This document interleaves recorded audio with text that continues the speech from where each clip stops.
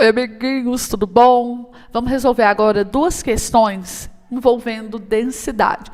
E nelas, a gente vai trabalhar com o princípio também de Arquimedes, né? Qual que é esse princípio de Arquimedes? É o seguinte, quando você coloca algum sólido dentro de um líquido, esse sólido desloca no líquido o mesmo volume que constitui aquele corpo, né? Ele teve essa perspicácia quando ele entrou dentro de uma banheira e aí saiu água para fora da banheira, né? Aí ele pensou, essa quantidade de água que saiu, esse volume de água é o volume do meu corpo, porque ele entrou dentro da banheira, né? Então, usando esse princípio de que o volume deslocado é o volume do corpo que submerge naquela água, a gente vai poder fazer as duas questões que estão aí. Esse conceito, ele é muito importante lá na física, quando a gente estiver estudando hidrostática, né, empuxo, essas coisas, e aqui na química também, quando a gente vai estudando densidade. Beleza?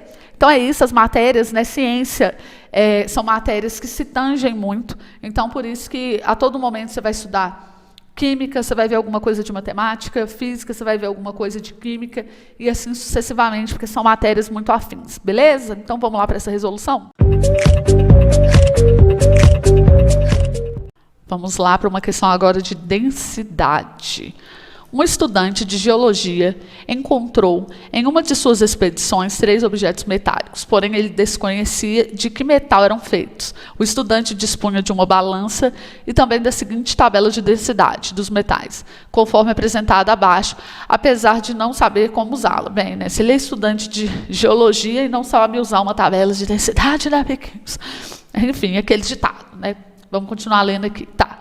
Para resolver esse mistério, um amigo sugeriu que o estudante fizesse o seguinte experimento: preencher um volume exato de água em uma proveta, adicionar um objeto por vez e fazer anotações dos volumes observados para o conjunto. Analise os resultados abaixo. Então, aqui, ó, o que ele fez foi o seguinte: ele tinha uma proveta com 10 ml. Aí ele joga o primeiro objeto que tem 13,5 gramas e a proveta aumenta 5 ml, quer dizer que esse objeto ele tem 5 ml de volume. Lembrando que ml é o mesmo que centímetro cúbico, tá? Aqui ele joga outro objeto, ele aumenta 10 milímetros aqui, 10 mililitros, né? Então, e o objeto tem 27 de massa e esse aqui tem 14, aumentou 2. Beleza, então considerando a densidade da água igual a 1 grama por ml e a temperatura igual a 25 graus Celsius, o estudante concluiu corretamente que os objetos eram feitos, respectivamente, de quais materiais. Então, é só a gente dividir a massa pelo volume que foi aumentado aqui de água, né? Porque o volume do líquido deslocado é o próprio volume do objeto aqui. E a gente vai olhar aqui na tabela de densidade e ver, né? Então, a densidade desse primeiro aqui, ó, ele tem uma massa de 13,5 gramas e o volume que desloca aqui é 5 ml. Então, se eu dividir 13,5 por 5, vai dar 2,7, certo? Então, esse aqui é 2,7 gramas por ml. Então, o primeiro, ó, ele é alumínio. Então, aqui a gente tem que começar com alumínio. Uai, já é a letra D, né? Deu para eliminar todas.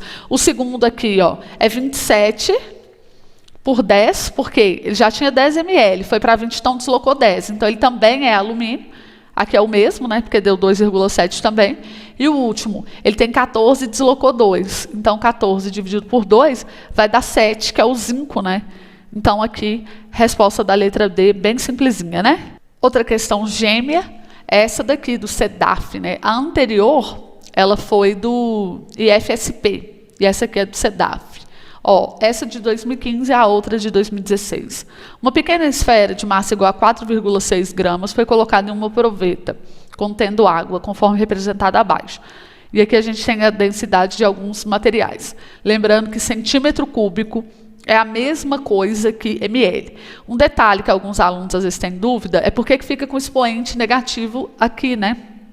É porque é o seguinte: a gente não escreveria grama por centímetro cúbico, o centímetro cúbico ia ficar no denominador, né? Quando você passa ele aqui para cima, o que você faz? Você tem que inverter o expoente, certo? É a mesma regra matemática. Quando você tem expoente negativo, você tem que inverter a base.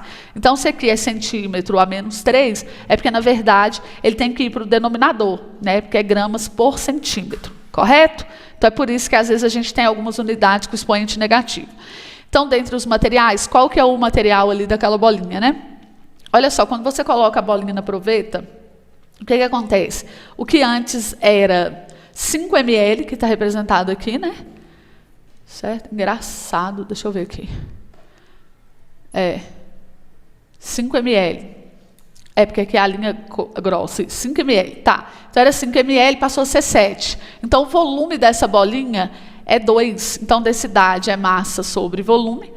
Então aqui a gente tem um volume 2 e a massa dela é 4,6, né, gramas. Então é 4,6 dividido por 2, que vai dar 2,3 gramas. Ou por ml ou por centímetro cúbico, é a mesma coisa. Certo? Então, olhando aqui, só pode ser o quê? Essa bolinha? Vidro, resposta da letra D.